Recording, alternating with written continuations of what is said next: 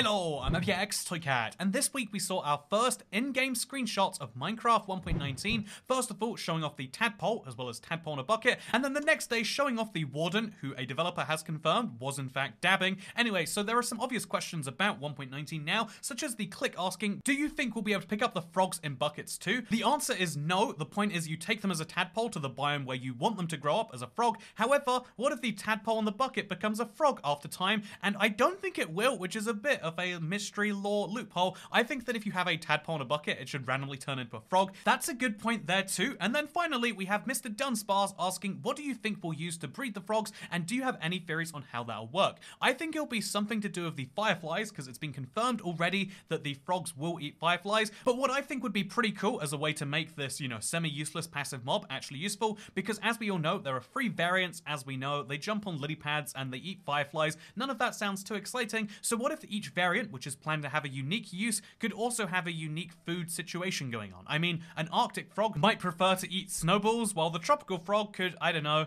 eat a parrot or something horrifying like that. Wouldn't that be great? I mean, it doesn't need to make sense. It's Minecraft, is always my logic. But given that they probably will be ecologically accurate, I imagine it will be whatever it is that frogs eat, which is apparently insects. Adults eat insects that they catch with their long, sticky tongues. Okay, well, the only insects in Minecraft are bees, silverfish, cave spiders, and spiders. You know what? If frogs keep us safe from spiders, maybe I'll get one after all. Anyway, so that is the answer to this question, but the next question comes in from Angel Hernandez asking, how do I summon the Warden on vanilla features in Minecraft 1.18.2? So even though the rest of the Warden suite, the Skulk Shrieker, the Skulk Blocks, etc., are available in 1.18, they are hidden behind an experimental gameplay tab that you're going to have to hit, and in addition, the Warden is not a part of them. But just for those of you who are curious, is there any Skulk-related blocks or content related to the Warden we haven't seen yet coming in 1.19? The answer to this question, interestingly enough, is yes. There is a brand new block in this update that we've heard nothing about. We've only seen it inside of the trailer they showed off. Here is the Deep Dark City, and in that Deep Dark City is this. It's a very long rectangle on its side, and it's made from these new blocks we've heard nothing about. They're kind of colloquially called the frame block right now, but we've heard nothing from Mojang, so they could be called anything, and they seem to make this very interesting rectangle shape. The clear comparison to make is that the Nether portal is of course a rectangular shape, and then the end portal is made from squares as well as the frame blocks as well, and so it's possible that something is going on there. What I think is more likely than another dimension though is that this is always going to be the entrance in and out of the Deep Dark City. You might be able to mine through the ceiling, but this is the intended way to get in, or maybe you can use it to make some more scary spooky force field. I don't know what the full intention is. It could even just be a pure aesthetic block, but there is another block in 1.19 that we have heard nothing about, and that gets me excited because obviously there's a lot of things in 1.19 we're very aware of right now, tadpoles, frogs, fireflies, etc. Knowing about these weird little mysteries is something I'm looking forward to doing, and maybe you're looking forward to as well. If you have a theory about the frame block, I'd love to hear it down below, because again, I think the easy theory is, ooh, it's clearly a new dimension, but I really don't think they're imagining a new dimension in the wild update, unless they're going wild with it, that is. What I think it will just be is it'll be some decorative block with some minor purpose that relates to the deep dark biome as a whole, because they do want to flesh out the biome as well as just the structure, but we'll have to wait and see in that one. Epic Thief has a question, because I mentioned that the Warden was on the surface and that it'd be really cool if you could spawn him there, but he says if the Warden can be spawned on the surface in survival, any plans on how to utilize it? And yeah, for most people, I imagine this is a dumb idea. My immediate thought, because I love the idea of having a museum, in fact I do have one in my world, my thought is like, wouldn't it be so cool to spawn on the surface, then immediately trap him in the glass cage? I don't know what is required to trap a Warden in a glass cage. It's implied that it's very difficult to do, but I'm sure there's some combination of like an invisibility potion and then surround it with obsidian.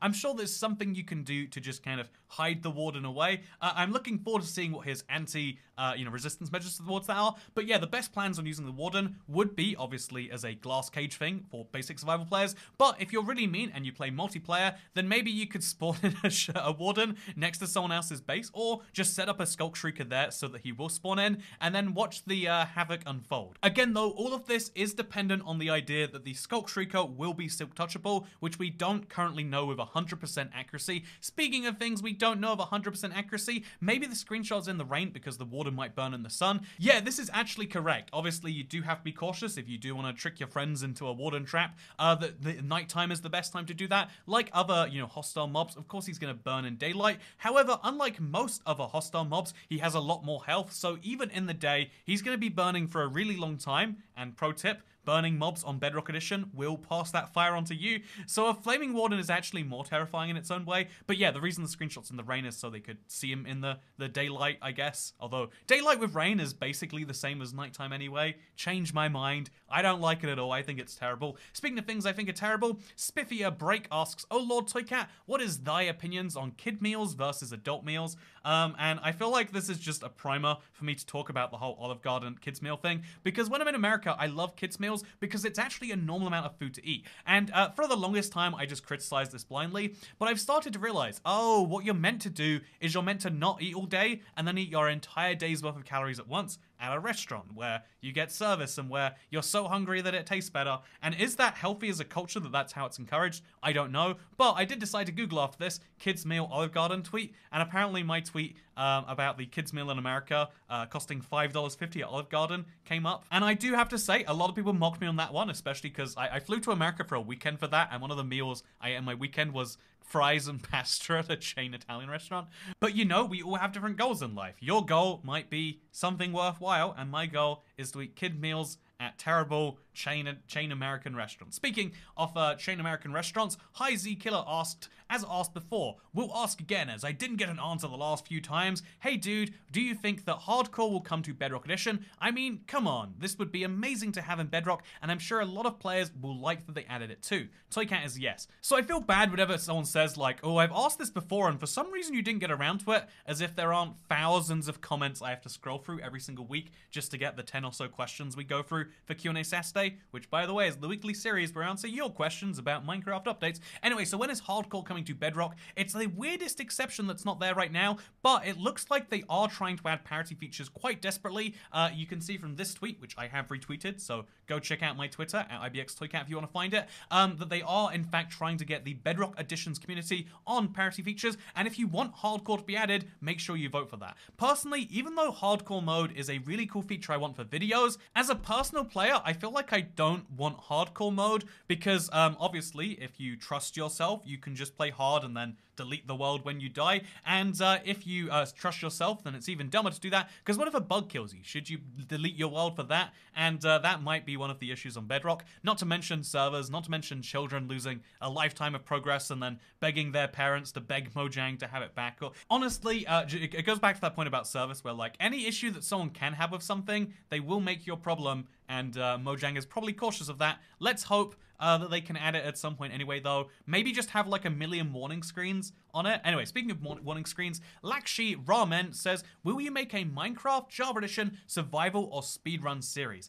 So yeah, I play mostly Bedrock on this channel. It's like 90-10 at this point. However, I have been considering playing Java, so not for speedrunning reasons. I don't want to get into Java speedrunning. I don't like that the debug screen, F3 as most people know it, I don't like that that's just considered a normal part of speedrunning. It feels as though you should be using your senses and the knowledge of the game rather than using, oh, here's all the information, let's try and abuse that.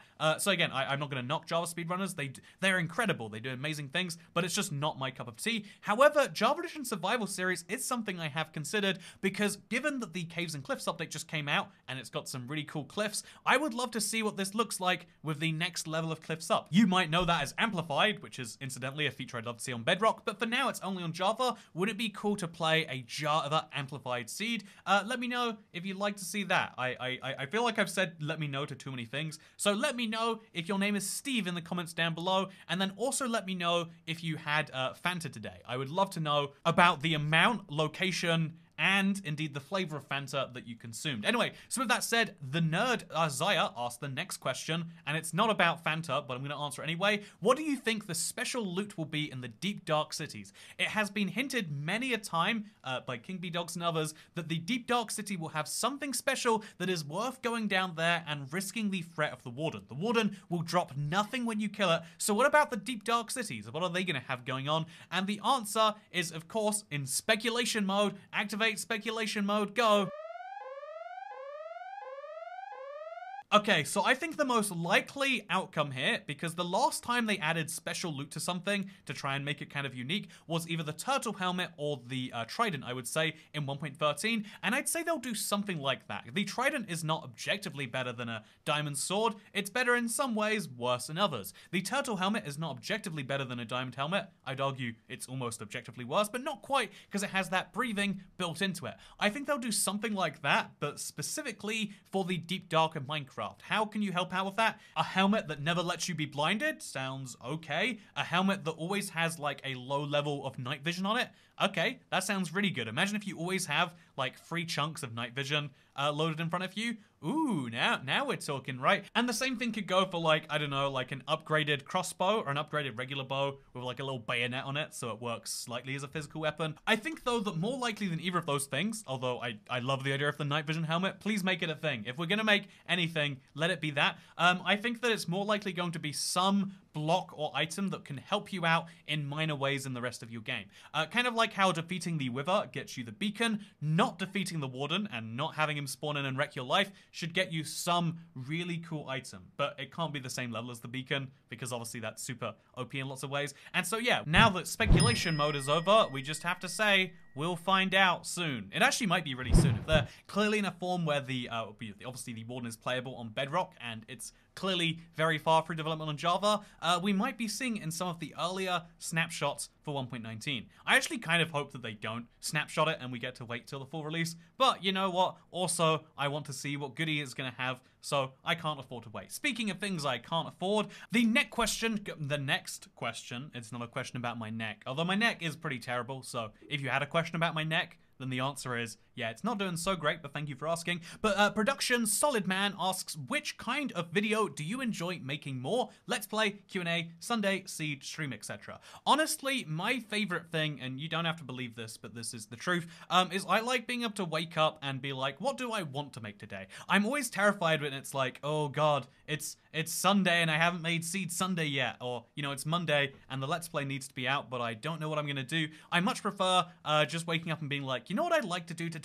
I'd like to build an ocean monument, but out of pumpkins, or, you know, I'd like to recreate the deep dark cities in Minecraft. I like the idea of just being able to wake up that way and work out what it is that interests me the most, and that's why this channel has such a big variety. Even having series is something we don't regularly do. I mean, Store Saturday comes back and goes every now and then, and so yeah, the two things I like the most are being able to pick something that interests me at the max level, because I feel like on YouTube sharing your interest is the best thing you can do, but on the other level, I like it to be something that other people have interest in too. If no one watches something, what was the point in me going through all the effort of making it? Is a toxic thought, but it is one that goes through my mind. I love when a video does well, and so that's the other factor that's on my mind. Also, speaking of things on my mind, Mike Kelly asks, do you think playing Minecraft has potential mental health benefits? And 100%, Minecraft is one of the best games for your mental health out there, compared to every other super popular game where, you know, there's always stress about you need to do better. Oh, you're a noob, you haven't got this, oh, you haven't got that, you're messing up and your friends hate you,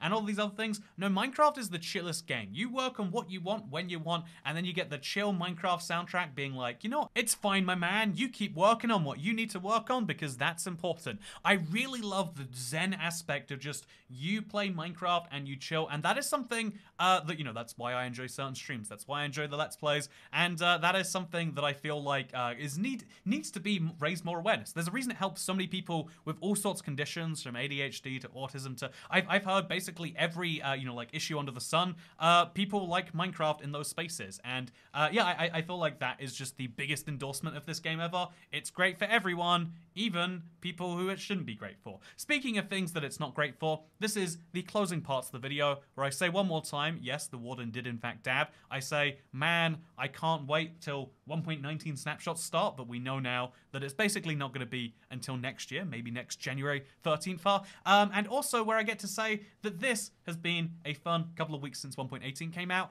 Thank you for joining me on the journey. We made a lot of videos. I think we're going to try and get back down to one a day, the normal kind of schedule. And also I want to say that I'm actually kind of excited for the first time in forever for a Minecraft Dungeons expansion. They have announced that the tower is coming out this week, and I am actually thinking of playing that and giving it a try on this channel. So yeah, if you want to see some Minecraft Dungeons, you want to get into another Minecraft game, then we'll be doing that live on this channel. But for now, I hope you've been enjoying the big spam and the big amount of videos because I've been enjoying making them, and I'll see you tomorrow for one of those seeds that's like super ridiculous and that I think you're gonna want to see. Speaking of things that are super ridiculous and you'll want to see, this channel is filled with them, and if you subscribe, perhaps some notifications turned on, then you can see more of those videos. For some reason, telling you that it's free to subscribe makes you more likely to do it, as if you thought it wasn't free before that point, but also mentioning that over half people don't do that is, why do these things work on people? But yeah, if you want to see more videos, then you can subscribe. It's your choice, or unsubscribe. It's not, I'm not the boss of you, man. See you next time. Goodbye.